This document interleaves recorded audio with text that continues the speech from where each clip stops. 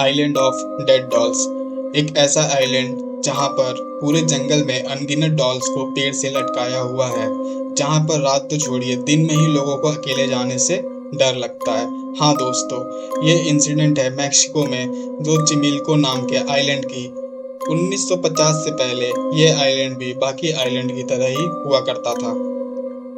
लेकिन जब 1950 में डॉन जूलियन संटाना बैरेरा नाम का एक व्यक्ति उस आइलैंड पर रहने के लिए जाता है, उस आइलैंड पर रहते हुए उसको लगभग 1 साल हो चुके होते हैं।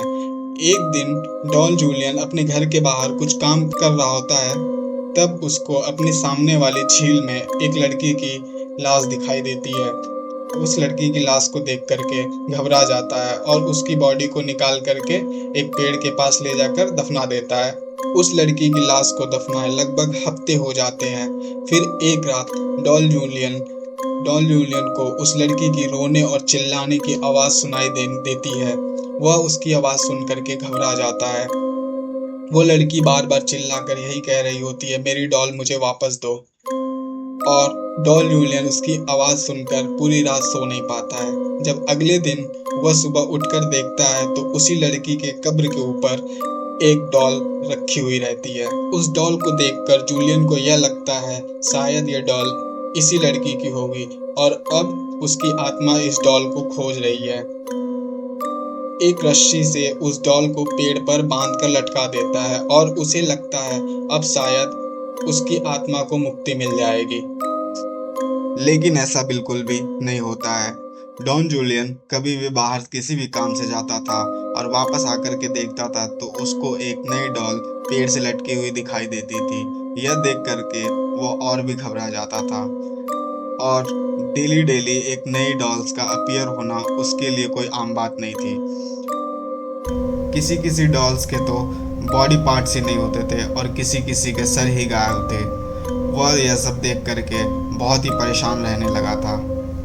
फिर जब डॉन जूलियन के फसल खराब होने लगे तो उसे लगा यह सब इस आत्मा की वजह से हो रहा है, तो वह बाजार से ढेर सारे डॉल्स ला करके उसे पेड़ के आसपास लटका दिया। उसको लगा यह सब देख करके उस लड़की की आत्मा खुश हो जाएगी। डॉन जूलियन उस स्पिरिट से इतना ऑब्सेस्ड हो गया था कि वह सारा दिन डॉल्स खोजने में लगा देता था। यहाँ तक कि वह बाजार जा करके अपनी सब्जियाँ बेच करके डॉल्स खरीद के ले आता था।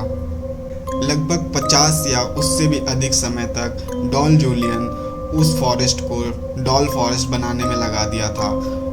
आज के समय पर हम उन सारी डॉल्स को हंटेड डॉल्स कह करके बुलाते हैं, लेकिन डॉन जूलियन का ऐसा बिल्कुल भी मानना नहीं था। उसको यह लगता था कि ये डॉल्स उसके लिए प्रोटेक्टिव है। फिर वक्त बीतता है। 2001 में डॉन जूलियन की मृत्यु हो जाती है और इसकी मौत भी एक मिस्टीरियस बन के रह जाती है। वहाँ के लोकल्स का इसकी मौत को लेकर के अलग अलग मानना है। कुछ लोगों का कहना है उसकी मौत उस लड़की की आत्मा की वजह से ही गई है और कुछ लोगों का यह मानना है उसकी भी मौत पानी में डूबने की वजह से हुई है। लेकिन वहाँ के कुछ लोकल निवासी यह बताते हैं कि इसकी बॉडी एग्जैक्ट वही लड़की की कब्र के पास मिली थी। डॉन जूलियन के मौत के बाद उस आइलैंड को लेकर के लोगों के बीच में और भी डर फैल गया। लोगों को डॉल्स के प्रति डर, वो यहाँ तक कहते हैं कि डॉल्स रात को एक्टिव हो जाती हैं और वो बातें करती हैं और उनके विस्पर की आवाज़ लोगों को सुनाई दी है। डॉन जूलियन के मौत के बाद से लोगों के बीच में उस जगह को लेकर के और भी ज़्यादा डर फैल जाता है।